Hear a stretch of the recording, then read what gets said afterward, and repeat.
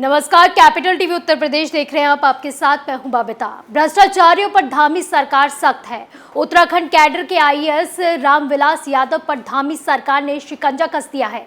रामविलास यादव पर आय से ज्यादा की संपत्ति होने के तहत कार्रवाई की जा रही है। उत्तराखंड से लेकर उत्तर प्रदेश तक की संपत्तियों का ब्यौरा मांगा जा रहा है। वहीं रामविलास की भी तलाश लगातार पुलिस कर रही है। लेकिन क्या आप जानते हैं कि जो रामविलास आज धामी सरकार के एक्शन के बाद छिपते फिर रहे हैं, सपा के समय उनकी तूती बोला करती थी और इन्हीं के राज में कई दबंगों ने अपना साम्राज्य भी खड़ा किया था। ये रिपोर्ट देखिए।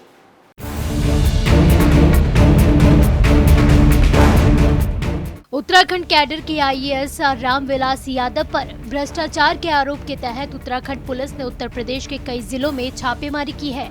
इस दौरान पुलिस की टीम को कई दस्तावेज भी मिले हैं, जिसके बाद रामविलास यादव की मुश्किलें बढ़नी तय मानी जा रही है। जानकारी के मुताबिक 30 जून को रिटायर होने वाले रामविलास यादव पर उत्तराखंड सरकार ने कड़ी कार्रवाई की है।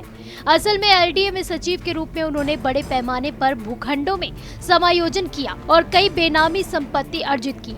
लेकिन अब इन्हीं बेनामी संपत्तियों पर सीएम धामी ने कार्रवाई कर ली है, जिसके बाद अब रामविलास की चल अचल संपत्तियों की जांच कर उन पर जल्द ही बुलडोजर की कार्रवाई भी की जा सकती है। वहीं इस कार्रवाई के बाद से रामविलास भी गायब है। पुलिस उनकी तलाश कर रही है। लेकिन क्या आप जानते हैं कि जो रामविलास आज पुलिस से बचते और छिपते फिर रहे हैं, किसी समय पर उनकी तूती बोला करती थी। ये उन दिनों की बात है जब रामविलास यादव लखनऊ विकास प्राधिकरण में सपा सरकार के दौरान सचिव थे और उनकी वहां पर तूती बोला करती थी। यहाँ तक कि उनकी पकड़ मुख्यमंत्री कार्यालय तक थी। उस समय रामविलास ही थे जिनके कार्यकाल के समय पर बाहुबलियों ने अपना साम्राज्य बनाया था। दरअसल रामविलास ने अपने कार्यकाल के समय पर सरकारी जमीन पर बाहुबली मुख्तार अंसारी और अफजल अंसारी का नक्शा पास किया था, जिसे योगी सरकार ने निरस्त कर अवैध निर्माण पर बुलडोजर चलाया है। रामविलास यादव तत्कालीन सपा सरकार के बेहद ही करीबी माने जाते थे और वो 2006 से 7 तक लखनऊ विकास प्राधिकरण के सचिव भी रहे थे। हालांकि इसके बाद राज्य में बीएसपी की सरकार आने के बाद उन्हें हटा दिया गया था। उनके बारे में कहा जाता है कि उनकी पकड़ पंचम तल तक थी और कोई भी अफसर उनके मामले में दखल देने से बचता था।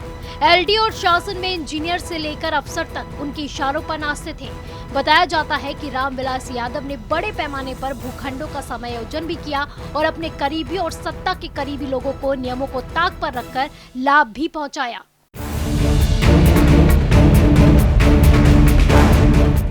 दो 2007 में बीएसपी की सरकार आने के बाद रामविलास यादव को एलडीए से हटा दिया गया था, लेकिन उनके खिलाफ कोई भी ठोस कार्रवाई नहीं की गई थी। हालांकि उनके खिलाफ कई शिकायतें थी, लेकिन सपा सरकार के फिर से सत्ता में आने के बाद फाइलों को दबा दिया गया। लेकिन पिछले साल ही मुख्तार अंसारी और अफजाल अंसारी मामले में जांच की गई, जिसमें उन्हें दोषी पाया गया और अब धामी सरकार के आने के बाद उन पर कड़ी कार्रवाई शुरू कर दी गई है और अब जल्द ही वो सलाखों के पीछे नजर आने वाले हैं। आप देखते रहिए कैपिटल टीवी। नमस्कार।